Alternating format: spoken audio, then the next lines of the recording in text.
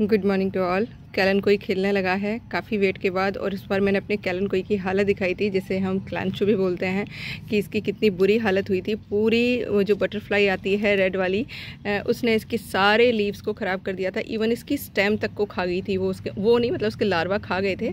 और बड़ी मुश्किल से ये 2-3 प्लांट्स बचे जिन पर फ्लावरिंग स्टार्ट हो गई है, और सिर्फ देशी ही बच पाया। हाइब्रिड का तो सिर्फ एक स्टेम बचा है, उस पर पता नहीं फूल आएंगे या नहीं, मुझे नहीं पता। और सेम हालत हुई थी मेरे पत्थर चट्टा की, मैंने आपको दिखाया था।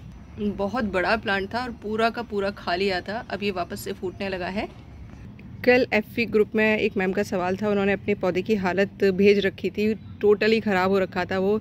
कैलन कोई का भी सेम वो था हालत, और सेम पत्थर चट्टा का था। तो अगेन, जिसको पता नहीं होता है उसको समझ नहीं आता है कि अचानक से पौधे को क्या हो रहा है। मैंने भी बहुत ही बारीकी से ऑब्जर्व कर रही हूँ, आपके साथ में काफ़ी टाइम से शेयर कर रही हूँ कि मुझे भी समझ नहीं आती है कई बार प्रॉब्लम, लेकिन जब आप बारीकी से ऑब्जर्वेशन करते हैं अपने गार्डन में तो आपको चीज़ें समझ आने लगती हैं। शुरुआत में मुझे भी समझ नहीं आया था कि इसकी पत्तियों को क्या हो रहा है, लेकिन जब एक बार उसकी पत्ती को खोल कर देखा और उसके अंदर से लार्वा निकला और उस वाली बटरफ्लाई को इसके ऊपर उड़ते हुए देखा, तो समझ आ गया कि भैया ये इसका काम है। और कम से कम नहीं तो मेरे 50 प्लांट उस बटरफ्लाई ने ख़राब किए हैं। शुरुआत में तो लगा ठीक है यार, आने दीजिए आने दीजिए आने दीजिए, लेकिन जब अति हो गई, उसने स्टेम को भी खाना ख़राब शुरू कर दिया था, तब मैंने कड़वा वाला बायो एंजाइम रेगुलर स्प्रे करना शुरू किया। तब जाके 2-4 प्लांट बच पाए और उन पर फ्लावरिंग स्टार्ट हुई।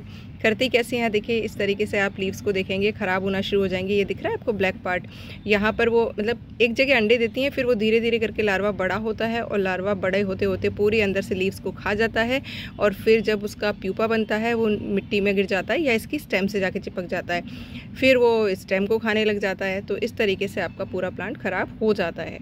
तो लीव्स खा रही हैं तब तक समझ आ रहा है, लेकिन अगर स्टेम को ख़राब करने लगे तो थोड़ा सा अवेयर हो जाइए, थोड़ा सा ध्यान दे लीजिए। क्योंकि वैसे तो हमें नेचर में मदद करनी है, बटरफ्लाइज को बनने देना है, लेकिन फिर भी जब बहुत ज़्यादा नुकसान हो तो आप कड़वा वाला बायो एंजाइम स्प्रे करिए, जिससे वो मरेंगी नहीं, बट आपके पौधे के पास नहीं आएंगी। बाकी अगर बहुत सारे पौधे हैं तो आने दीजिए, कुछ नुकसान होता नहीं है। बट कई बार जब आपके पास एक ही पौधा है तो वो पूरे पौधे को ख़राब कर देती हैं। ये मेरा पर्सनल ऑब्जर्वेशन है, जो कि पिछले मैंने 2 साल में टेरेस पर किया है। और गर्मियों में कौन कौन से पौधे उगा सकते हैं अपनी टेरेस पर, उस पर मेरा वीडियो वैसे ऑलरेडी है।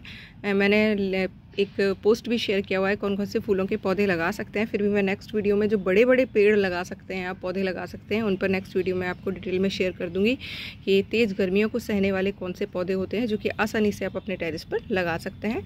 तो वीडियो देख लीजिएगा नेक्स्ट वाला। और एक और चीज़ शेयर कर देती हूँ। देखिए, ये लीफ माइनर अटैक होता है पत्तियों में, इस तरीके से धारियाँ बनती हैं।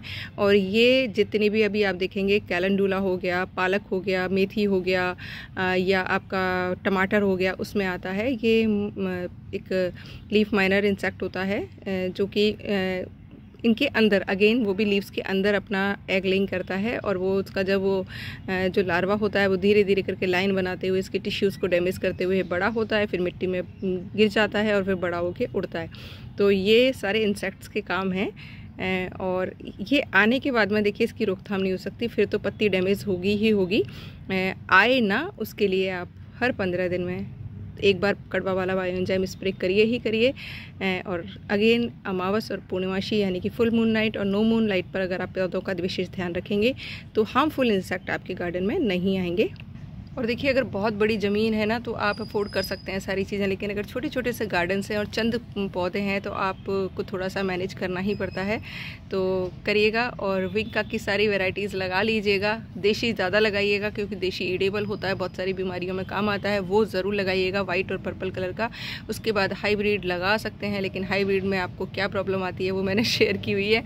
मैंने ये बीज से लगाए हैं, देखते हैं और कितने कलर निकल कर आते हैं। और देशी की तो आप कटिंग भी लगाएंगे ना, वैसे हाइब्रिड की भी कटिंग बहुत आसानी से लग जाती है, मैंने आपके साथ शेयर किया है। हमेशा इसको मल्टीप्लाई करते रहिए हाइब्रिड वाले को, क्योंकि हाइब्रिड वाला जो भी है ये भी 1 दिन के अंदर मर जाता है और आपको पता भी नहीं चलता। तो हमेशा इसकी कटिंग लगाते रहिए, बीज इकट्ठे करके बीज से बनाते रहिए नए नए पौधे, तो ये पौधा भी आपके गार्डन में हमेशा रह सकता है। और देखिए, ये कमाल होता है अच्छी मिट्टी बनाने का, पॉट फिलिंग का। अच्छी तरीके से अगर आप एक बार पॉट फिल कर देते हैं तो देखिए कितने बड़े बड़े पेंजी के फूल अभी भी रेगुलर खिल रहे हैं भर भर के, और मुझे कोई भी टेंशन नहीं है, आगे आने वाले सीज़न में बनते रहेंगे। बीज बना रही हूँ उन सभी पौधों का जिन पे बीज बन रहा है। हाइब्रिड पे बीज बहुत कम बनता है, और इसीलिए हाइब्रिड को प्रमोट किया जाता है कि बीज आपके पास तैयार ही ना हो। इसीलिए कहती हूँ देशी ज़्यादातर लगाइए, जिससे कि आपके पास बीज सुरक्षित हो सके और आप अगले साल उनको मल्टीप्लाई कर सकते हैं। फूलों के ऑलमोस्ट बीज मैंने बो दिए हैं गर्मियों के लिए, बस कुछ एक रह गए हैं जो कि बड़ी मुश्किल से मुझे मिले हैं, तो उनको मैं नेक्स्ट डेट पर सीड सोइंग करूँगी। और देखिए लगाते रहिएगा, डेट्स को ज़्यादा मिस मत करिएगा, नहीं तो गर्मियाँ तेज़ आने पर आपके यहाँ बीज जर्मिनेट नहीं होंगे। और जिन लोगों को लगता है मेरी बातें काम की होती हैं, फालतू नहीं बोलती तो वीडियो देख सकते हैं। और जिनको लगता है कि मैं फालतू बातें ज़्यादा करती हूँ, काम की बात कम, तो आप मत देखा करिए video. Thank you for watching. Channel पर बने रहिएगा अगर वीडियोस पसंद आते हैं तो।